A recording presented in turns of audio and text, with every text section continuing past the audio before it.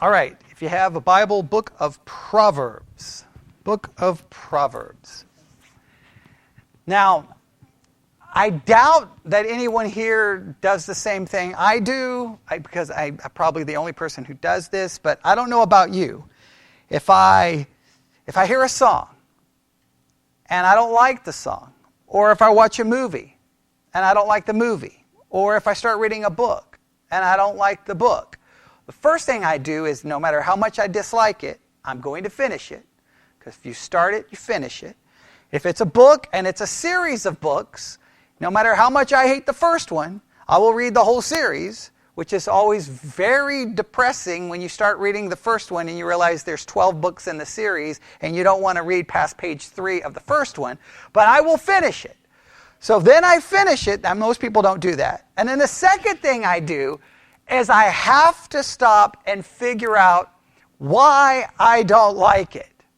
Now, sometimes that means I have to go back and rewatch it, reread it, or re-listen to it. But I always want to know, what is it that I do not like? And that's why usually then I'll have very strong opinions, because I've spent who knows how many hours trying to process, why do I not like this? Why do I not like this? Why do I not like this? Because if I don't like it, there's got to be a reason. There's got to be a logical explanation for it. So, I say that because we're coming to a section of Scripture that I absolutely hate. And I don't really know why I hate it, and I've tried to figure it out. I think I know, and I think a lot of other people don't like it that much, because if I look at I don't have the study guide, if I may be over here, if I have the study guide that's for this quarter that I use, yeah, it's at home, guess what? They skip it. They skip it.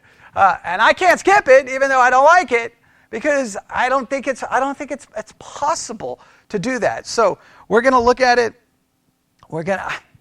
And I think the reason so many people skip it, especially from a pastoral standpoint, is because there's no easy way to teach it. It's like, you just got to teach this. I think anyone who teaches, sometimes you have to teach a subject because you know it's required and you know it's needed, but there's no way to teach the subject in a way that you know is going to be fun or entertaining, because you just got to dig in and do the work. Here we just got to dig in and do the work, and I can't really make it interesting because I don't know if I don't think there's an interesting way. Well, I think it's okay. Make sure I stress this. Just because it's not interesting doesn't mean it's not important. But because you know you're trying to teach it and you know that nobody's going to find it interesting, then it just messes up the whole situation. So maybe it comes from that. But we're going to look at this, and hopefully we'll all benefit from this. So look at Proverbs chapter 1. I'm going to give you an outline from Proverbs chapter 1 verse 1 to Proverbs chapter 1 verse 7. I've got it all the way down to verse 9, but I'm going to possibly change I may change verse 8 and 9. Now, I'm not going to be able to do this with all the sections of Proverbs, because some of them are almost impossible to outline, but I want to outline this because I'm struggling. Again, this is a section that I just have a hard time with. I don't like it. And I'm just going to try to outline this. So let's go with Proverbs chapter 1, verse 1. If we were to look at Proverbs chapter 1, verse 1, let's read it. The Proverbs of Solomon, the son of David, king of Israel. All right? If we were to outline this, we would possibly call Proverbs chapter 1, verse 1, point number 1 in our outline, and we would just simply call this title and author. Is that a good way of doing it? Title and author. Right? I just have title written down because I know it doesn't really capture all the people involved with the book, but it captures one of the major authors and major contributors. So we'll call it title. You can call it title and author. And why do we call it title? The original Hebrew title was what? Proverbs of Solomon. And what does Proverbs chapter 1 verse 1 say? Solomon. There we go. All right. That's where they get the title from. And so that's why we call that title. All right. Now the next section is the section I struggle with so much. Verses 2 through 6. But ignore verses 2 through 6 for a second. Look at verse 7. Proverbs chapter 1, verse 7.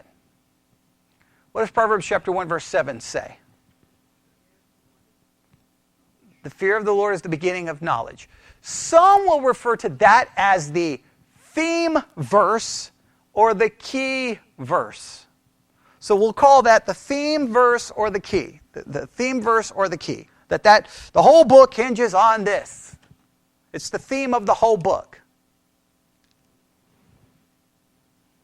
Right? Now, if we go back between verse 1 gives us the title, verse 7 kind of gives us the theme or the key, then 2 through 6 becomes very critical. Let's read 2 through 6. To know wisdom and instruction, to perceive the words of understanding, to receive the instruction of wisdom, justice, judgment, and equity, to give subtlety to the simple, to the young man knowledge and discretion. A wise man will hear and will increase learning, and a man of understanding shall attain unto wise counsel. To understand a proverb and the interpretation, the words of the wise and their dark sayings. All right, what do we do with verses 2 through 6 if we were going to group them together and put them in an outline form?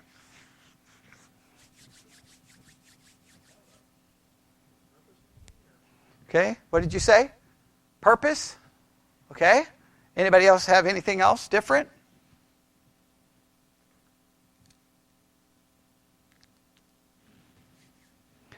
We can all agree that just reading it is very wordy, is it not? Very wordy. And it's almost like one word after another word after another word. So you can see why this is even difficult to try to teach or even try to difficult what to do.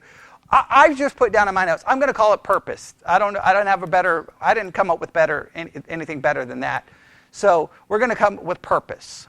So chapter 1, verse 1 gives us the title. Chapter 1, verse 2 through 6 gives us the purpose. And chapter 1, verse 7 gives us the key or the theme. All right? That's the best I have for an outline. All right? But when we look for 2 through 6, we got to really think about this. And I think this kind of gives us maybe some insight. And I want you to really consider this. Israel's teachers were persistently passionate in their concern to lead their students in the right path. They were concerned, they were passionate, and they were dedicated to trying to get them to go on the right path. Right? And as a result of this passion, as a result of this concern, I think it's interesting to consider, they would argue, badger, reason, illustrate, plead, warn, and commanded in order to make their points. They would do all of those things. They would argue, they would badger, they would reason, they would illustrate, they would plead, they would warn, they would command. They would do everything they could to make their points.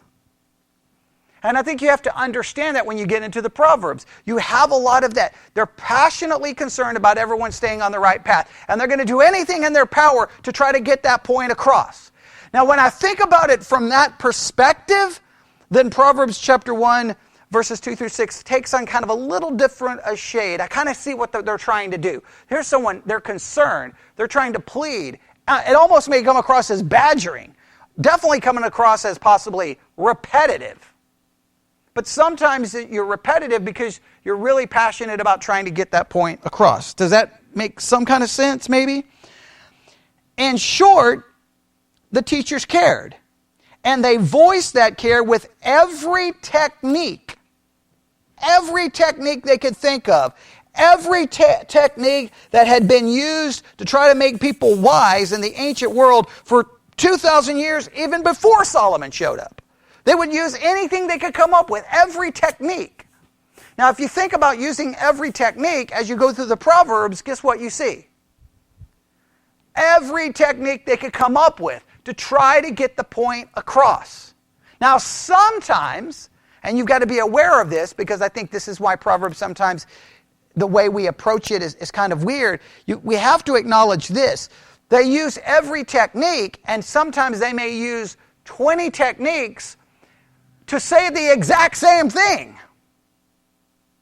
And sometimes we're like, I got the point 19 attempts, but did we really get the point? Obviously, God may feel that we obviously don't get the point, but sometimes we do. Just like, we've all been there as either an employee, and you have a boss trying to get a point across, or a child and a parent's trying to get a point across, and there's that tendency to go,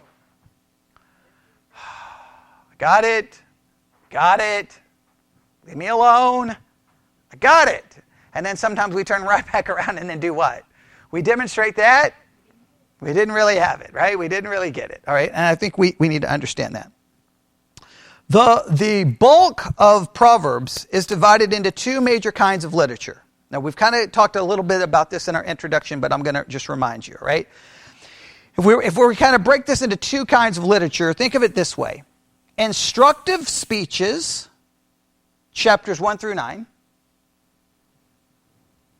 These are speeches to instruct, instructive speeches, all right? Now, I know there was a lot of different ways of breaking this up, but I'm just trying to kind of give us some different thoughts here. That's chapters 1 through 9. And wisdom sayings, chapters 10 through 31. So instructive speeches, chapters 1 through 9. Wisdom sayings, chapters 10 through 31. The speeches has as their main purpose to state every possible reason why wisdom should be valued and folly despised. What's the main purpose of the speeches? To state every possible reason why wisdom should be valued and folly despised. Now, when you're stating every possible reason, then what are you going to feel as you're reading these 9 chapters? It's going to feel like being repetitive, right? It's going to be repetitive, and what are they trying to get across? Every possible reason why you should value wisdom, and what should be despised? Folly. The larger canvas of the speeches gave them more room to make their claims than did the small sketch pad of the individual sayings. And they took advantage of every square centimeter of space. The speeches gave them more space, and they gave them more space. Guess what they used? Every bit of it. To get what point across? Valued and folly. Yeah, wisdom should be valued and folly should be what? Despised. Wisdom for them. Now, I want you to hear this, right? And you may want to put, if you don't get anything else down, I want you to get this. Wisdom for the teachers in Israel, wisdom for them was a matter of life or death. It was a matter of life or death. It wasn't like, oh, here's some clever sayings so that you can look really smart. Hey, here's some little things to make your life a little bit better. No, the idea was this was a matter of life or death. I don't think we read Proverbs as if it's a matter of life or death. Would you agree with me that we don't read it that way? We don't. We read it like, oh, you know, a little wisdom a day keeps the devil away. A proverb a day keeps the devil away. You know, some inspirational thoughts from the book of Proverbs. You've heard all the way it's approached. They approached it like, matter of life or death. Now, when I read that kind of gives me a little better, maybe, approach to Proverbs chapter 1, verses 2 through 6. And that's why I'm stating all this, because I'm trying to help you maybe see it differently and maybe appreciate what we're going to do here in a minute, all right? Incentives to wise living and illustrations of what that entails. So they would do everything to give you incentives to do it and illustrations of what it looked like. All right, and then there's a lot more I could say, but you get the basic idea. All right, so here's what we're going to do. We are going to work through verses 2 through 6. It's going to be tedious, but we're going to go as fast as we can, but not so fast that we miss anything. And we're going to be looking up words, and we're going to be trying to figure out what's going on. Now, the very first feature of verses 2 through 6, I've already mentioned it, but the first feature when you read verses 2 through 6 is what? What's the feature that just jumps out at you when you read verses 2 through 6? We all know it's wordy. Okay. Well, okay. I think if you just read it, it's going to feel wordy and repetitive. Or am I the only one who not feel that way? Wordy and repetitive. Wordy and repetitive. And when it's done, I don't really know, like, if anyone, I think I can give you an assignment, like if I was in a Bible Institute and I was giving this as an assignment. Everyone read Proverbs chapter 1, verses 2 through 6, write a one page on the importance of the significance of this section. I think people would come up with a lot of words, but I don't know if anyone would really grasp the significance of it. I think we fly right past 2 through 6 like it doesn't even exist. Doesn't even exist. And if it's giving the purpose, If it's truly given the purpose of the book, then why would Bible study guides and commentaries skip it? So either it doesn't give a purpose or it does. I think we have to at least acknowledge that. These 6 verses, I'll read how one commentary put it. They are an instance, listen, they are an instance of the use of repetition by Hebrew authors to do the following. So they're going to say this is an example of repetition used by a Hebrew author, and Hebrew authors would use repetition to accomplish the following. Are you ready? To expand, reinforce, and enrich the meaning of a concept. So they are arguing 2 through 6 is a use of repetition that Hebrew authors would use, and they would use repetition to accomplish what 3 things? To expand, reinforce, and you just said it, enrich the meaning of a concept. So it is their accumulative force that conveys the teacher's intention more than the precise nuance of each term. Everybody hear that? All right. It is their I'm going to turn my volume down. I've had like 40 podcast notifications in like the last 15 minutes. I guess everyone who has a podcast today is putting out new episodes. Okay. I'm like, man, stop notifying me. All right, here we go. For those listening online, I'm using an iPad. That's why I'm getting the notifications. All right, here we go. So they're using repetition, and they use this repetition to expand, to reinforce, or enrich the meaning of a concept. I want you to listen to this statement. It is their accumulative force that conveys the teacher's intention more than the precise nuance of each term. Now, when I read that, then I have a tendency to go, well, wait a minute. If it's not about the precise terms, then do I need to really worry about the precise terms? Can I just okay, here's the 6 verses. What is the 6 verses trying to say? Summarize it and move on. Or is there a reason that under the inspiration of the Holy Spirit, we believe, that they use these different terms? Now, obviously, they use them to reinforce, expand, and enrich the concept. So we have to figure out what the concept is. But is there any significance to the individual terms? Now, another commentary stated this. I think this is interesting. All right? Listen carefully. Each word adds something to our understanding of the main concept. Each word adds something to our understanding of the main concept. Well, Proverbs 1:7 kind of gives us what the main concept is. What is the main concept? Fear of the Lord is the beginning of what? Knowledge or wisdom, right? We'll go ahead and throw it there. We call this a book about wisdom, right? So they're going to make an argument that each term used gives us some kind of, use their words again, I don't want to put words in their mouth. It adds something to our understanding. So do we need to look at the individual words or do we just group the individual words? That becomes the problem. The problem. Grouping them, then you don't really do much with the section, right? Basically you'd say, hey, all of these words tells you wisdom is important. Let's move on. And that's why everybody just jumps to verse 7. Well, we're going to look at the individual words and see if we gain anything from it. Now, by the time we're done, you may go, that was the biggest waste of time. And technically, it's not a waste of time because we're studying God's Word, but it may feel like a waste of time because, let's be honest, not every section of Scripture as is exciting as another section. However, all is profitable. And so we have to look at it. So here we go. Everybody ready? All right. Proverbs chapter 1, verse 2. To know, next word, wisdom. Stop right there. All right. Wisdom is the ruling word in Proverbs. This is the word that rules, all right? So let's look at this up and see what it is, all right? Are you ready? If you have the Blue Letter Bible app, you can go ahead and do this. All right. To know wisdom, pull up the interlinear. All right. Here is the Hebrew word for wisdom. Strong's H2451. Chokhmah. Chokhmah. Got that guttural sound. Chokhmah. Okay. All right. Now, does that mean anything to you? Chokhmah? Probably not. All right.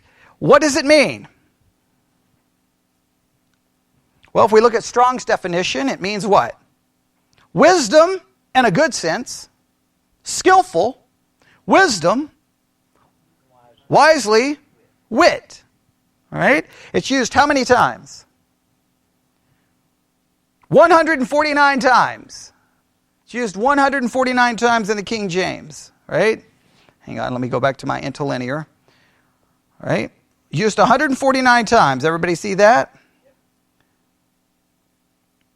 It's used in what ways? 145 times it's translated what way? Wisdom. All right? 2 times it's translated, everybody see it?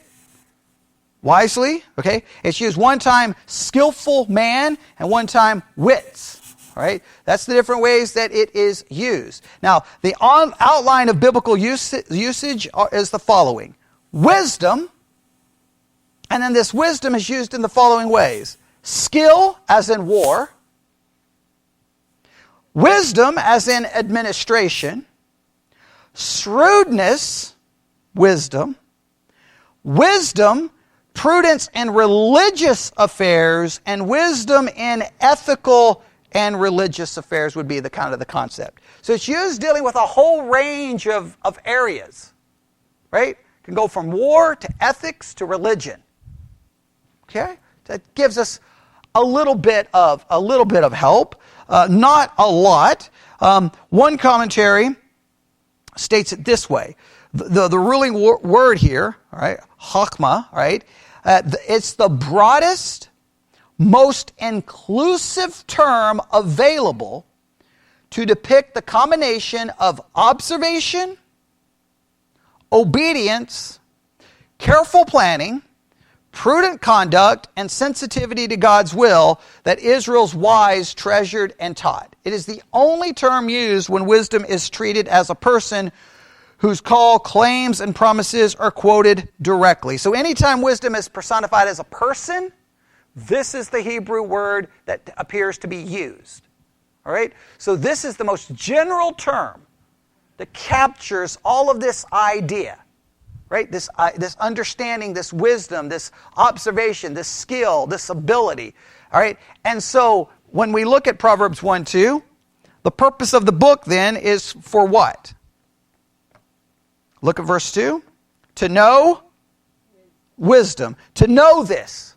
To know wisdom. To understand wisdom. Could we dare say, to obtain wisdom? Would that be fair? For attaining, okay, all right, to know wisdom, and then from, but note the way it's written, it's interesting, to know wisdom and instruction, all right, but the idea is to attain, to know, to get this wisdom. Now, here's the question. I've taught that 1,000,000 times, I've read that 1,000,000 times, but to be honest, nobody, I don't think very few people hear that and go, ooh, this book is going to help me know wisdom. This book is going to help me get wisdom. I don't think a lot of people stop and go, whew, that's it. Because we don't do what? What's the biggest reason this section has no real power and it seems boring to most people?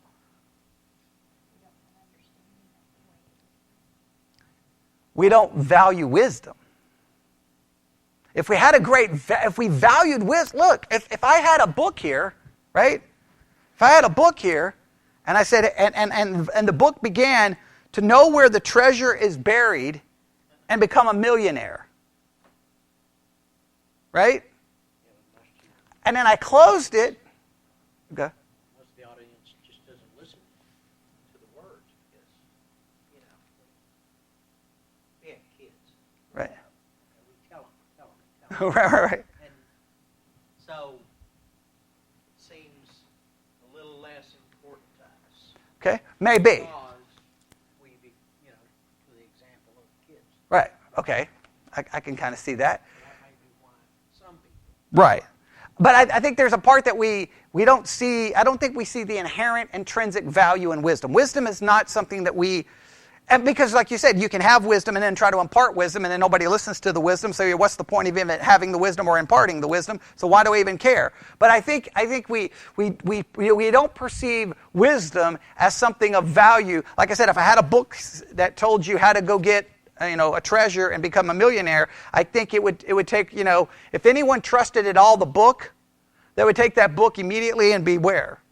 They'd probably call in sick the next day at work and they'd be gone trying to find that treasure to become a millionaire, right? If they believed the book to be authentic or true in any way. Where we believe the book to be true and authentic because we believe the Bible is the Word of God and it promises us wisdom and we're like,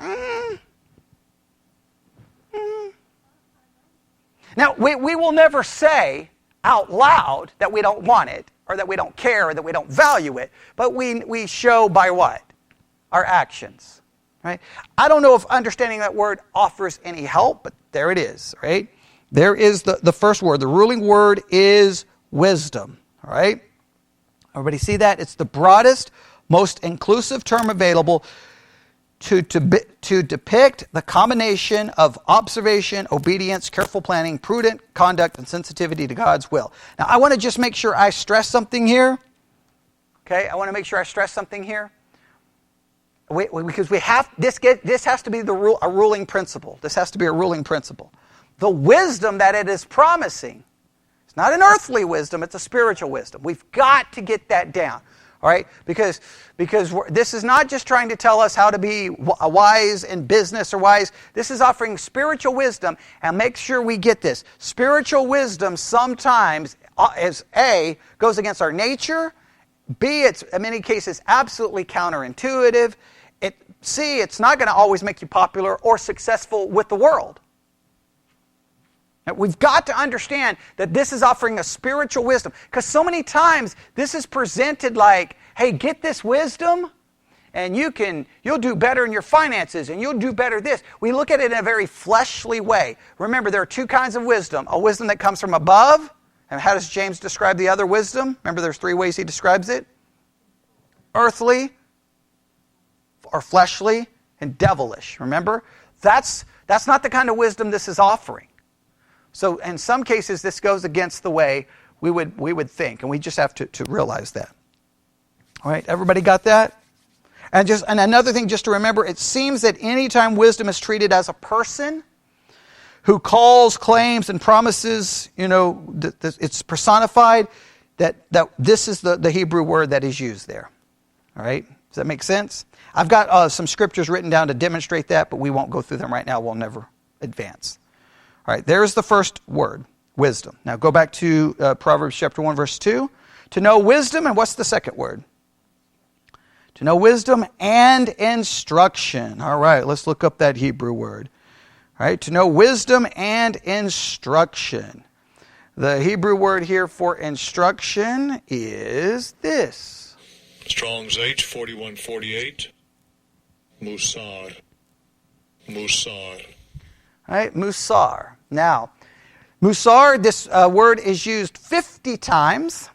It's used 50 times. And what are the different ways it is used? 30 times it's used to refer to instruction. 8 times correction. 4 times chasten. 3 times chastisement.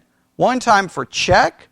1 time for bond. 1 time for discipline. 1 time for doctrine. And 1 time for rebuker. A lot of different ways, all right?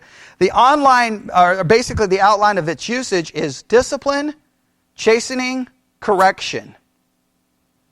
Discipline, correction, and chastening. Discipline, correction, and chastening. It uses discipline, okay? All right? That's an interesting term, is it not? All right? So, what are we to get here? We are to get wisdom and instruction, or what another way we could translate that? Instruction, what else could we argue? Correction or discipline. All right?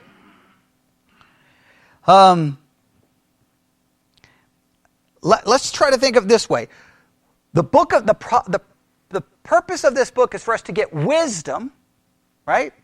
This ability to understand, right? To try to get this. We still don't have, it didn't give us like a clear understanding of what it is, but we get this idea, this skill, this prudence, this ability, this ability to understand ethics and religion and even skill and war. It develops a skill. So we're gaining a skill, right? A skill. That's wisdom. But we're going to get from wisdom to know wisdom, and then we are to get instruction.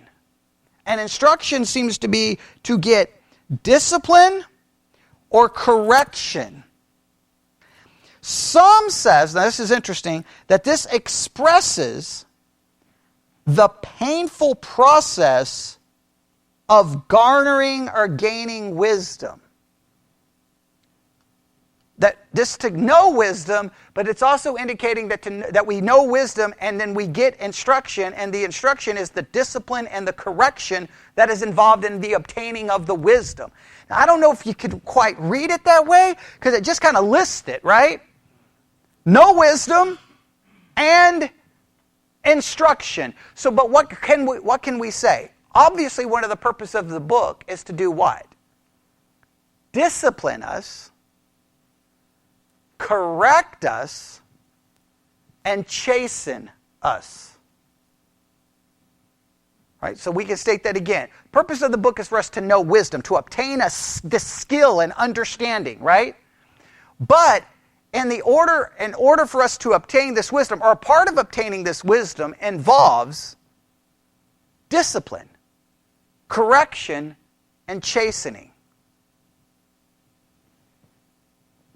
Now, that's the one part of obtaining wisdom that nobody really wants. Correct? Now, I see this very much. Now, it may not be so much true in modern day martial arts schools. I can't speak so much for modern day martial arts schools. But in older martial arts schools, especially the first one I went to, it was very common. And martial arts sometimes referred to as a form or a kata, where it's a set of memorized moves where you go through the moves and then you turn and you have to memorize it, and then as part of your test. Well, the reason you memorize that is because you're memorizing certain moves, certain techniques, certain punches, certain kicks, which ultimately transfer into other skills. Well, I can remember sitting there, and sometimes you're doing it for hour after hour, just doing the same moves. You're like, what am I doing? What am I doing? And so then you would get sloppy, like you come up for a block and you just kind of throw it there, and you throw the block here. Well, our instructor would walk with basically a kendo stick behind his back, and you'd get ready to come up for that block, and he'd come down hard. And if you didn't throw the block right, boom, you got smashed in the top of the head with a kendo stick. Right? Well, guess what? You got wiser, right? That was part of the learning process, right? I've told the martial arts school in Omaha, the first night we're going to work on choking techniques, right? How to get out of a choking technique, okay? So we bow, okay, get ready, and the person's coming after me, they're going to choke, and I think they're just going to, we're going to slowly work through the movement. He next thing you know, boom, both thumbs are right in my throat, and next thing you know, I wake up. I'm on the floor. I mean, it choked me out. If I couldn't get out of it, you're going to get choked out, right? Well, guess what? You learn. If next time I'm going to make sure I remember, drop, grab the thumbs, and snap the thumb. I remember, okay, got to drop, that loosens the grab the two thumbs, then snap the thumbs. Okay, I'll never forget how to get out of that choking technique. I'll never forget, right? Because you learn. Well, a part of gaining wisdom seems to involve what? Okay. Well, discipline, correction, and chastening, which all carry what kind of a connotation? Kind of a negative one, right? So, I mean, that's just, and again, this fits so well in a martial arts mindset, because you have to go through. I mean, man, we had to learn how to control a punch. So they had a piece of paper tied to a cement, right over a cement wall, and you learn to punch as hard as you can to touch the paper but not hit the wall. You know how many times I hit that stinking wall? Almost broke my hand into 900 different pieces. Okay? Well, guess what? The only way I was going to learn? Hitting the wall, hitting the wall, hitting the wall. And there was an ancient Chinese technique that there was a part of the school that you're in this dark room and there's just candles everywhere. And the idea that if you throw a punch and you can blow out the candle, that increases the speed of your punches. So you'd be in this room for hours. You'd have to throw a kick to try to make the candle go out, throw a punch here. And if you couldn't make the candles, you just had to stand there for hour after hour and do sweats pouring. I'd be like, I got to get the candle. Okay, they're all out. Okay. But if I really wanted to increase and to fix my punches, what did I have to do? Go through that. And that's all what? Discipline. Discipline. Discipline. Does that make sense? So I think that's kind of the idea. The book, the purpose of the book is you are to get wisdom, but what do you have to go through? Discipline, correction, chastening. Nobody wants that. I don't think, Proverbs is never presented that way, is it? Hey, this book is going to make you, you're going to have to endure some chastening and some correction. No, it's always almost like a positive thing, you know? And I think we miss that. So I think that's an interesting word, all right? So to know wisdom and instruction. Next, to perceive the words of what? To perceive the words of understanding, all right? So let's see what that word is, all right? Perceive the words of understanding. Go to the interlinear. Understanding. All right? That Hebrew word is? H998. Binah. Binah. Binah. All right, it's used how many times? 38 times. Please note, what's one of the ways it can be used? No, look at the second one. Wisdom. So just because you see the word wisdom, you always have to look up what that word wisdom is to know if there's a nuance here, right? But how is it used, 32 times? Understanding, right? Knowledge, meaning, perfectly, or understand, right? What is it? What is the basic meaning according to the Strong's definition? Understanding or knowledge. Knowledge. Everybody see that? Right. The outline of biblical usage, understanding, what's another word here? Discernment, act, faculty, object, or personified. All right? Not a lot of help here, but this is the way one commentary describes this, okay? Is the ability to look to the heart of an issue and to discern the differences at stake and the choices being weighed. Right? And the Hebrew root here has a verb there's a whole bunch of ways it's used. Like it's used in different forms about 60 times in Proverbs, but I'm not going to go through all that, okay? The different forms of the word, all right? Because it's got you got the root of it, then there's some different nouns. I'm not going to go through all the grammar of it, but just note there's an important concept. But the basic idea, it seems to be carrying this. Let's go through this. To know wisdom, this is kind of a skill, this that we're trying to get, understand, okay, instruction, discipline, correction, chastisement, and to perceive the words of understanding. The words of understanding carry kind of the idea of discernment. Kind of carries that idea. And knowledge and understanding. But it's knowledge, let me read this again to you. It's knowledge with the ability to look at the heart of an issue and to discern the differences at stake and the choices being weighed. This gains the ability to look at a situation going, here are the two options, and you know the right option to make. That's a pretty good skill that we should all want, and we tend to lack. Or we go ahead and give people advice, and we give them wrong advice. Right? But you got to be very careful in how we do that. All right? There is understanding. Everybody got those? So, to know wisdom, instruction, to perceive the words of understanding. Any questions about verse 2? Any question?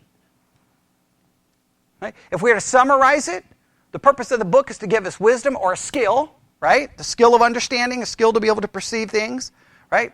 To be prudent, right?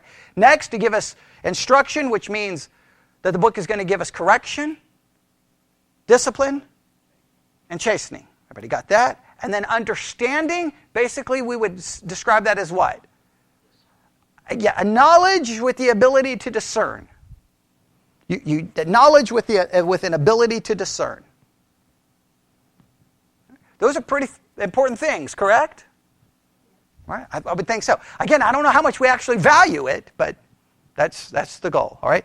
Verse 3. All right? Now, this is interesting. Verse 3.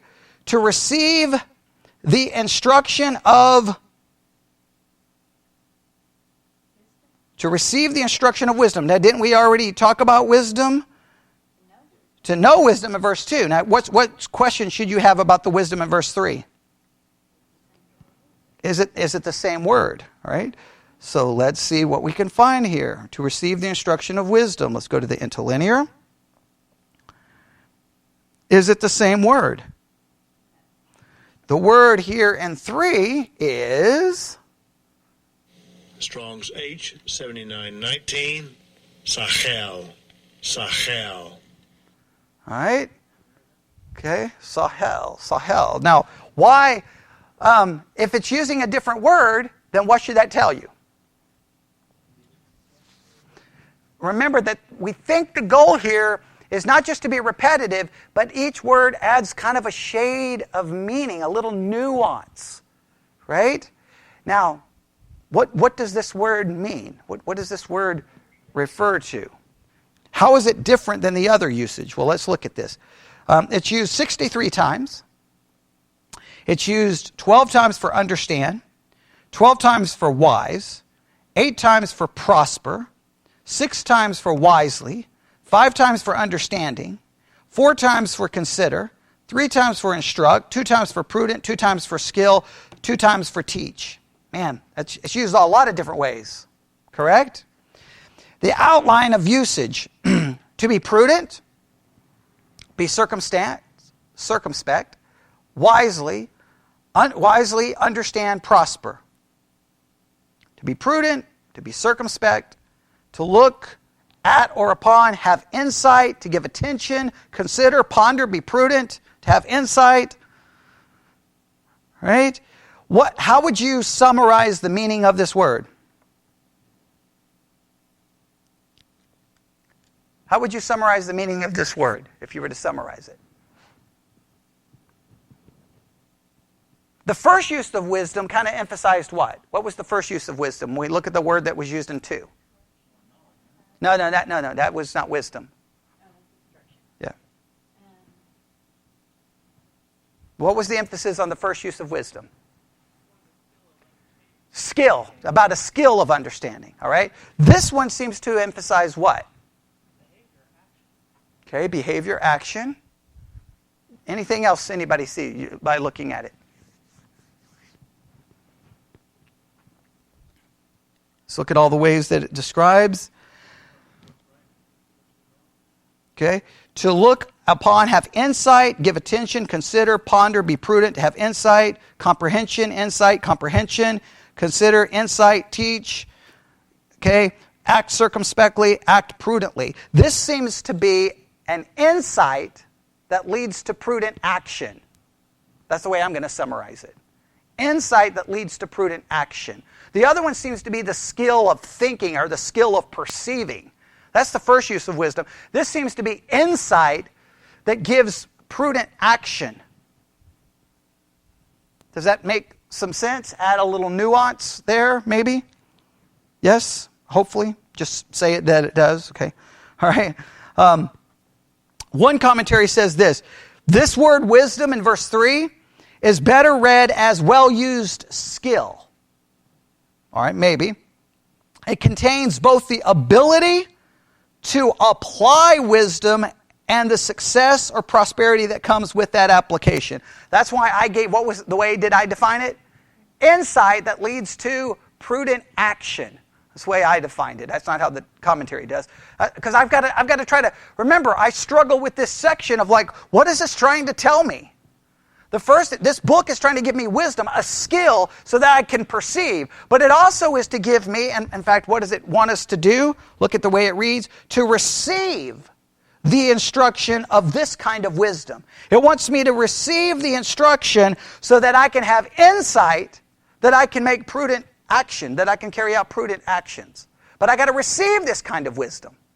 The purpose of the book is to give it to me. I have to receive it. Right? Does that make some kind of sense? I hope so. All right, we got to move quickly. What's the next one? To receive the instruction of wisdom, justice. Everybody see that? Justice, judgment, and equity. All right? Now, some commentaries don't even address these words. Many commentaries skip justice, judgment, and equity. They skip them. Now, let's go look and see if there's anything here that we should see, or if there's any reason maybe why some commentaries don't even bother dealing with them. To receive the instruction of wisdom, what's the word justice here?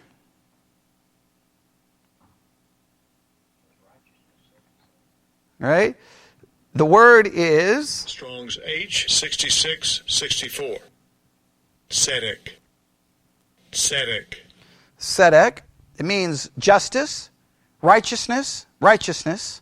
What is right? Rightness, justness, as of weight and measures. Deals with righteousness in government, righteousness and justice, righteousness in speech, righteousness as ethically right, righteousness as vindicated, can speak of God, all kinds of things. It's used how many times? 116 times. 116 times. So, what does it want us to do? It wants us to receive the instruction of wisdom, of insight that will lead to prudent living, but what else does it want us to receive? The concept of justice. Say it? Morality. Not just wisdom to be smart, but a moral wisdom. A moral wisdom to be able to determine if something is what? Right or wrong. Yeah, and all those different areas. It can be politics, government, it can be in all kinds of different areas if we go and look at all the use of the words. That's interesting. Because we're talking a lot in our culture right now. What are people doing as they're burning down buildings? What are they chanting? No justice, no peace. No justice, no peace. Well, okay, who defines what justice is? Now you get that's the kind of Christians need to be. Who defines what just is? Who defines what justice is? Who gets to make up the determination of justice? Agreed? Right? I think that's very important, all right? Oh, we're running out of time, What's the next word? Judgment. Okay, what is that word? Judgment.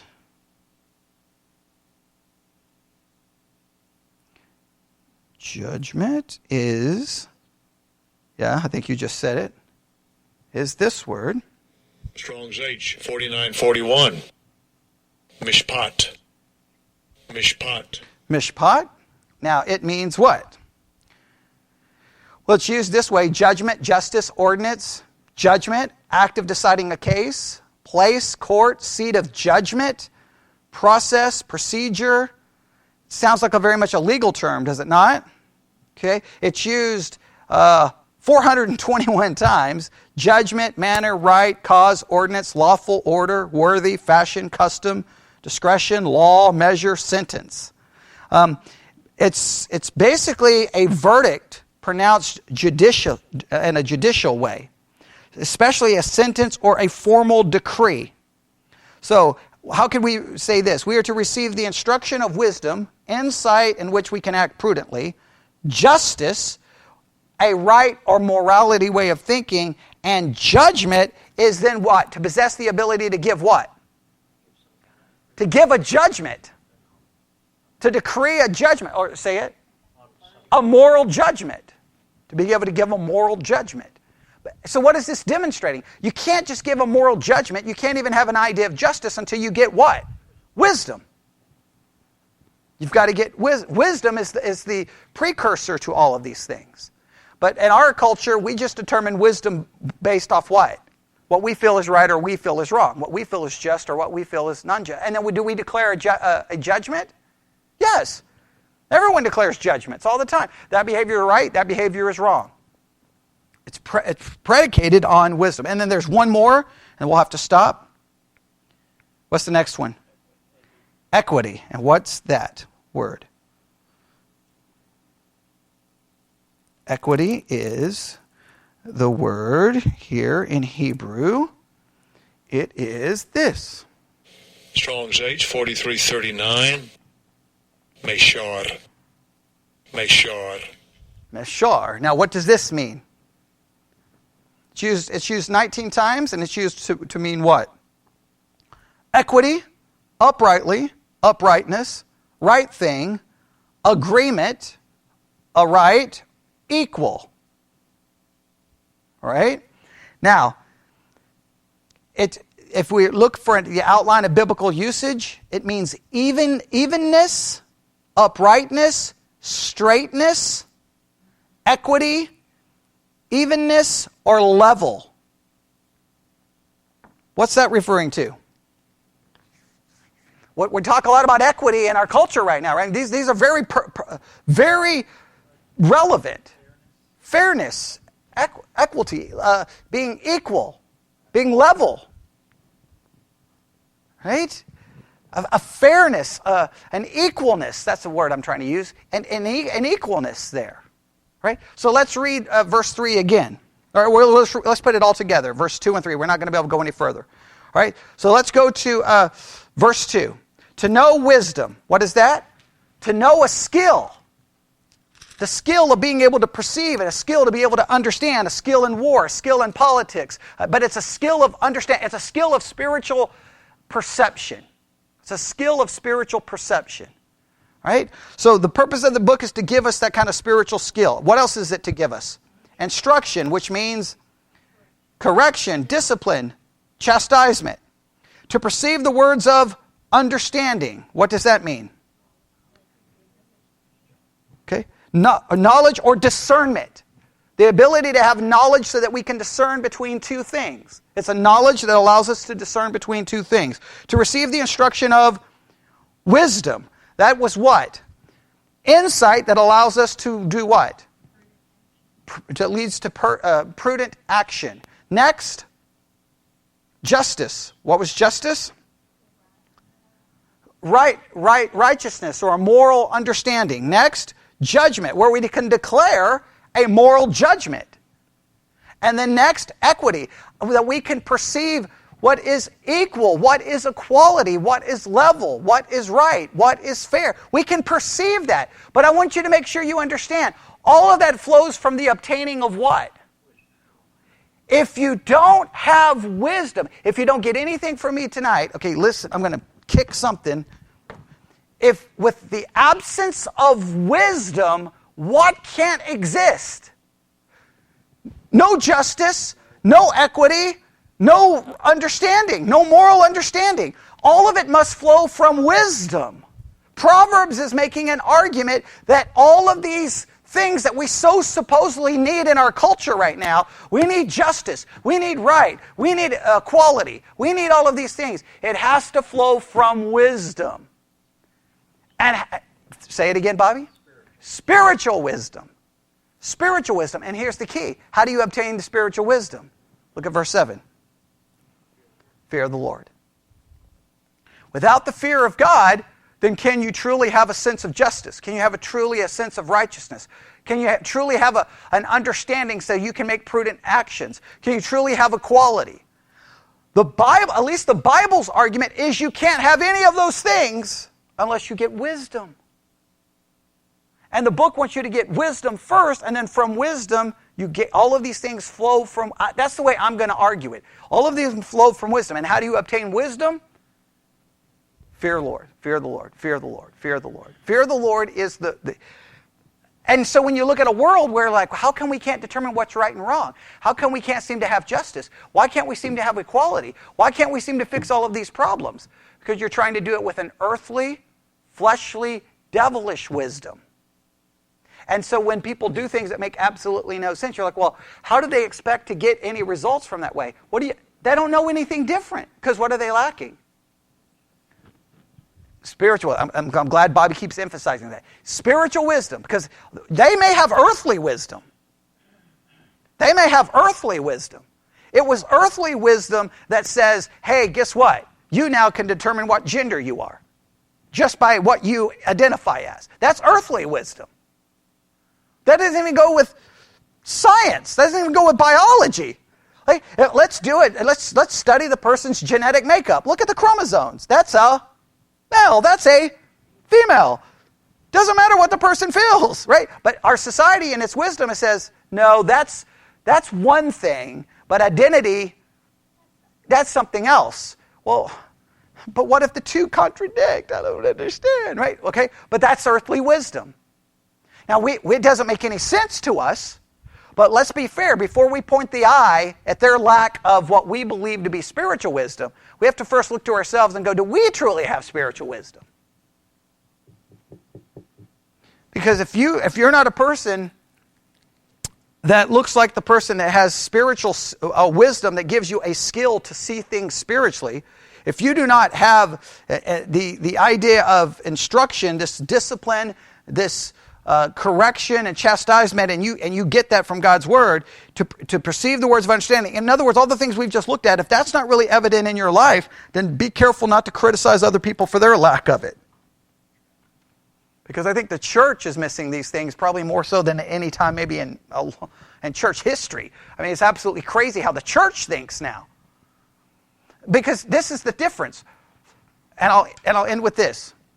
Do not battle the culture and its lack of spiritual wisdom by utilizing earthly wisdom. We cannot overcome the world's lack of spiritual wisdom by using earthly wisdom and trying to fight and argue with them. And sometimes when all the fights are happening, Christians are right there in the fight, and we're arguing this and we're arguing that, and we're trying to use this. And sometimes you got to stop. No. We're not going to get anywhere. We've got to say, stop. You're right here at the lowest level arguing. We've got to, no, we're up here with spiritual wisdom. Get out of the mud. Don't get in the mud with them. And so we'll argue using statistics, and we'll use political arguments, and we'll use arguments and just stop. What's the spiritual wisdom way of perceiving the situation?